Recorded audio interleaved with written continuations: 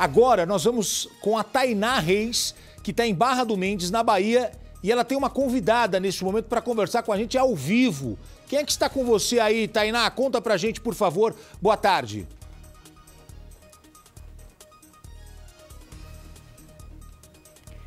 Muito boa tarde para você, Gotino, e para todos que assistem ao Balanço Geral. Exatamente, a busca é incansável tanto por Lázaro Barbosa Souza, de 32 anos, quanto pelas informações sobre a trajetória e vida desse que agora pode ser considerado o criminoso mais procurado em todo o país. Já são 9 dias de uma força-tarefa montada com cerca de 500 policiais. O Brasil inteiro está neste momento com a expectativa e muita ansiedade pela captura de Lázaro Barbosa Souza. E a gente segue pelo 3º dia, Gotino, na cidade de Barra do Mendes, que fica a cerca de 534 quilômetros da capital baiana e é a cidade natal de Lázaro. Ele nasceu e ficou até os 19 anos de idade num povoado conhecido como Melancia, onde começou em 2008 a cometer os crimes. Inicialmente, ele cometeu um duplo homicídio que chocou toda a população local. É uma cidade pequena, tem cerca de 13.800 habitantes que agora vivem com tensão e pavor de que ele regresse. A cada momento, conhecemos e conseguimos também ter contato com peças e personagens fundamentais para elucidar alguns mistérios que cercam toda essa história. Uma delas a gente vai conversar agora com exclusividade. Ela só aceitou conversar com a Record. E agora a gente vai entender um pouco de como ela foi envolvida e relacionada a Lázaro.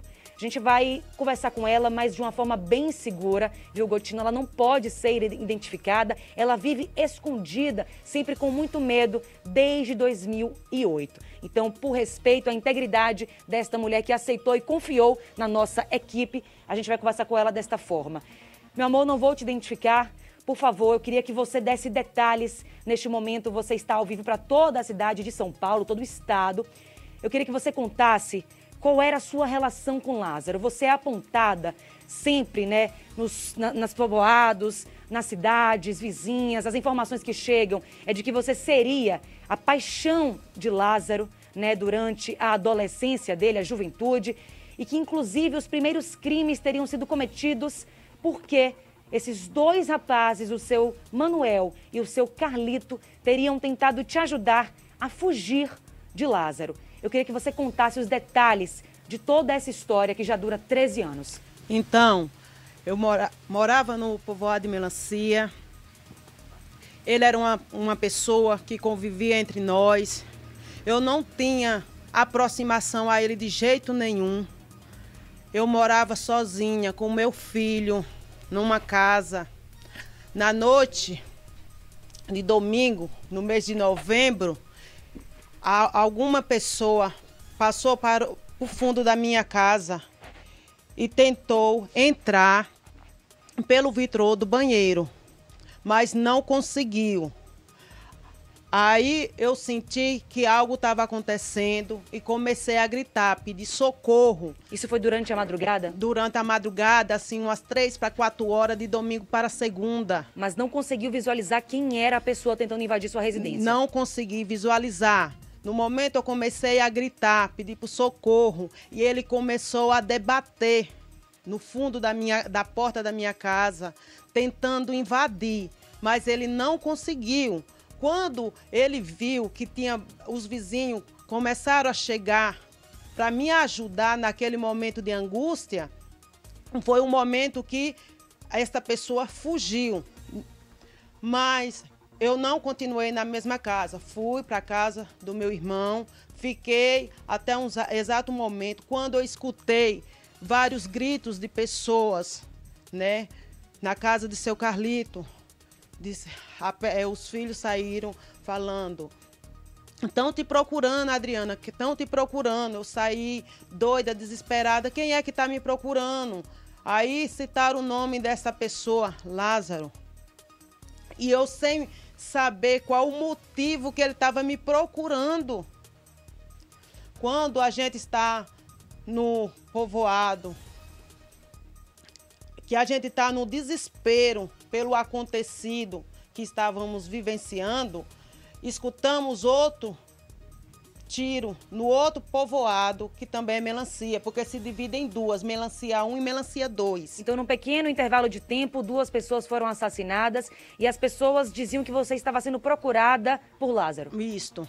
Qual era a sua relação com ele? Por que você estaria sendo procurada? Eu não sei o que ele queria comigo. No momento que a gente está no desespero, e a gente fica perguntando, o que leva a pessoa a vir à sua casa? Mas o meu pensamento era, ele veio até minha casa para tentar invadir, abusar, matar eu e meu filho. Você acha que você seria uma terceira vítima daquela noite? Eu seria a terceira vítima e pode ser até a quarta, que eu tinha meu filho e tenho daquela época, que tem a idade de 5 anos. Você é apontada como a paixão dele. Tinha qualquer relacionamento com ele, amoroso? Você já tinha ouvido dele, né, alguma declaração? Ele já tinha te perseguido, tentado te abusar? Algo do tipo? Não, nunca aconteceu isto. Ele nunca me perseguiu, ele nunca demonstrou essa paixão por mim, nunca declarou. Até então, eu não tinha aproximação a ele, não. Sabia que tem um vizinho conhecido, os vizinhos, todos num povoado pequeno, todos nós conhecemos. A família. Qual era a impressão que você tinha dele? Uma pessoa fechada, uma pessoa fechada agressiva? na dele, tá entendendo? Mas nunca chegou até a mim, nunca demonstrou esse tipo de paixão que falam por aí a respeito que tinha por mim. Como ficou a sua vida nesses 13 anos? Minha vida virou, ó, de perna pro ar. Eu não tinha paz, medo. Que medo até me persegue até hoje. Vivo com medo. Você tem medo de que agora, que ele é foragido, procurado por todo o país, né, já é há 9 dias sendo buscado, né, lá no Distrito Federal, em Goiás, nas propriedades rurais. Você tem medo de que ele regresse à cidade e continue cometendo crimes por aqui? Morro de medo. Porque ninguém sabe a maldade que ele carrega no coração. Não sabemos o que se passa na cabeça dele. Eu agradeço a confiança que você teve na nossa equipe. Obrigada pelas informações também. Pois é, Gotino, para você ter um pouco de noção, ela é apontada há 13 anos como uma paixão de Lázaro Barbosa Souza, mas nunca teve nenhum tipo de relacionamento com o criminoso. Além disso, as 2 mortes registradas em Barra do Mendes, inclusive os primeiros crimes cometidos por Lázaro, né, em toda a sua história de vida, foram contra seu José Carlos, conhecido como Carlito, e seu Manoel.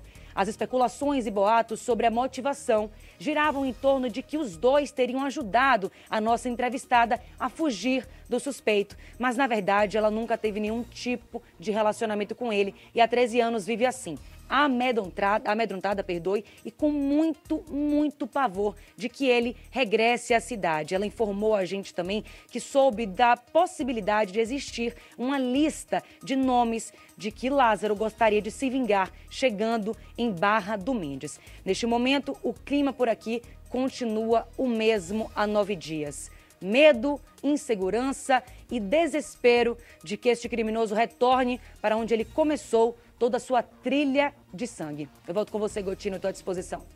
Olha, obrigado. Ô, Lombardi, as pessoas estão com medo porque surgiu essa informação de que ele pode voltar à cidade onde nasceu para se vingar das pessoas, principalmente aqueles que denunciaram ele a primeira vez. Não, mas olha, a gente desde o começo, a gente está falando que ele era apaixonado pela mulher, e ele teria matado as 2 pessoas porque ele tentou atacar a mulher, as pessoas foram lá em ajuda dela e ele matou as 2 pessoas.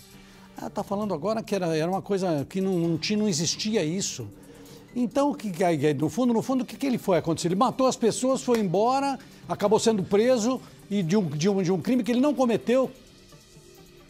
Na cidade, o que todo mundo falou nos últimos, digamos, foi 2008, 13 anos, é de que ele era apaixonado por ela, na cabeça dele, ela seria a namorada dele, e ele foi algumas vezes na casa dela e uma vez ele conseguiu invadir.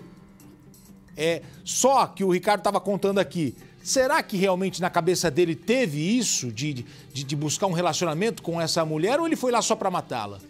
E foi para fazer sexo. Lembra da minha teoria do maníaco sexual? A morte é consequência na cabeça dele. Tanto é que ele tenta invadir para estuprar. É aleatório. Você viu que ela falou que nunca viu ele, nunca ele foi atrás dela, nunca perseguiu, nada. Não tinha um indício que ele tinha algum tipo de relacionamento, ou que seja platônico. Porque, sabe o que acontece? Mais uma vez, a gente pensa com a nossa cabeça. Então, se eu vou atrás daquela pessoa, provavelmente eu tenho alguma atração, eu quero conquistar. E se eu sou desvirtuado, tudo bem, eu tenho algum... Não, o psicopata não tem esse tipo de raciocínio. Ele escolhe as peças do jogo. No caso, foi ela. Como ele não consegue, ele foge. As duas outras pessoas ouviram os gritos e foram defender. Ele mata as pessoas, porque simplesmente esses personagens não fazem parte da história dele. Você entendeu como é que é a cabeça desse cara? Não tem raiva, e quem não criou tem ódio. A história de paixão? A cabeça a do sociedade? povo. Porque não entende que esse cara pensa diferente do que nós, eu, o Lombardi, você, as pessoas de casa pensamos. Pô, eu vou matar alguém, eu preciso ter um ódio, eu preciso não gostar, ou eu preciso ter um amor platônico não correspondido. Fui rejeitado. Não, o psicopata, por isso que ele faz o que faz. Ele não precisa sentir nada pela pessoa. A pessoa só precisa estar dentro do jogo dele. Aqueles homens que foram defender esta mulher acreditavam que ele estava atacando uma namorada que não o queria. Mas, na verdade, ele estava atacando aleatoriamente. Ela foge, ele mata essas duas pessoas e depois ele foge. Entregam onde ele está, a polícia vai atrás dele e ele promete vingança contra essas pessoas. E as pessoas têm medo até hoje. Tanto é que se você vê, ela até hoje, ela carrega isso. Tem parte da vive sociedade, escondida. parte da sociedade acha que ela tinha realmente uma relação com ele. Então, e vamos lá, olha que interessante. Ele não consegue invadir qualquer lugar? Sim. Ele não mata sem eira nem beira? Por que ele não volta e mata ela? Porque ela não faz parte mais do jogo. Ele poderia ter voltado e ter matado ela. 13 anos, por que ele não foi? Porque ela não faz parte mais do jogo. Olha, meu editor-chefe Caio Piccolo fez um levantamento aqui dos crimes que ele cometeu. O levantamento feito de condenação são mais de 300 anos de cadeia. Ele é um criminoso perigoso, ele é um bandido cruel, ele precisa ser pego o mais rápido possível, porque ele vai fazendo vítimas. Lázaro, nós estamos falando de Lázaro, ele que tomou conta do noticiário nos últimos dias.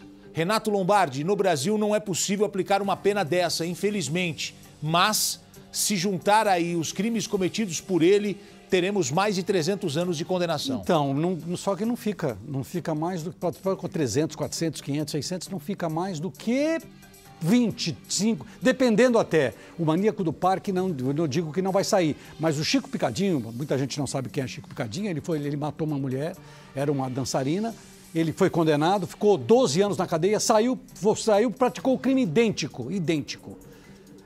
Ele praticou um crime daquelas condições, foi condenado a mais de 100 anos e ficou 12 anos. É isso. Num caso desse, Ricardo, ele sendo preso não sai mais, né? Porque tem aí a psicopatia. Não deveria, porque a psicopatia não tem cura. Ele vai continuar fazendo. Então ele não deve sair mais da prisão. Não deve sair mais. E ele não deveria ter recebido o benefício que ele recebeu. Inclusive ontem a Glória Pérez, que perdeu uma filha assassinada por um ator, a filha dela, atriz, a Glória Pérez, escritora de novela. Ela fez uma postagem criticando esse homem estava em poder do Estado. Lázaro estava detido, só que recentemente ele recebe o benefício de uma saidinha temporária na Páscoa e ele é colocado na rua. Na rua ele volta a atacar. Esse trabalho que a polícia está tendo, mais de 400 homens procurando por esse, é um trabalho que não deveria estar acontecendo, porque esse homem já estava preso. Esse homem já estava preso, foi beneficiado com uma saída temporária e não voltou mais. Ele já fugiu da prisão 4 vezes. Ele é um especialista em fuga e ainda recebe, da prisão que ele não está conseguindo escapar, colocam ele, vai passear um pouquinho, na semana que vem você volta. E ele não voltou. Mas deixa eu só acrescentar uma coisa para o Ricardo aqui. Existia aqui em São Paulo, como em todo o país antes, o exame criminológico, que você sabe até melhor do que eu. O sujeito, para ser colocado em liberdade ou para saidinha temporária, ele tem que ser analisado por um psiquiatra, por um psicólogo ou assistente social. Ele não deveria receber esse benefício. Não existe mais isso aqui. Ah, não existe mais. Não existe mais. Ele não deveria Acabou. receber esse benefício. Não, em hipótese alguma. Se ele tem esse exame criminológico, essa equipe vai dizer que esse cara não tem condição nenhuma de sair em liberdade para saidinha, para nada, nem o regime semiaberto. Exatamente. Você vê que, por exemplo, o maníaco do parque até hoje não saiu. Porque ele ainda tá cumprindo pena. Né? Tá. Cumprindo Mas pena. esse não sai mais, né? Olha, eu não sei, viu? A própria Suzane, você vê, a Suzane Richthofen, ela não matou, mas ela persuadiu para que os outros dois irmãos Cravinho matassem. Os outros dois já saíram. Mas então, e ela não saiu só porque houve um problema com o promotor. Teve uma Entendi. desavença com o promotor e aí... E agora não Agora vai. já saiu, já está no regime semiaberto. Agora, sabe o que me assusta? Às vezes as pessoas falam assim, tem 400 policiais ali e tudo mais. Esse cara não vai titubear em matar os policiais. Sim, ele já tirou no rosto de um. Então, às vezes a gente pensa, né? Vamos fazer uma varredura, mas e o medo do contrafogo ali, dele atirando? Então você tem que buscá-lo e ao mesmo tempo fazer a sua própria proteção. Quer ver? Porque nada vai parar esse cara.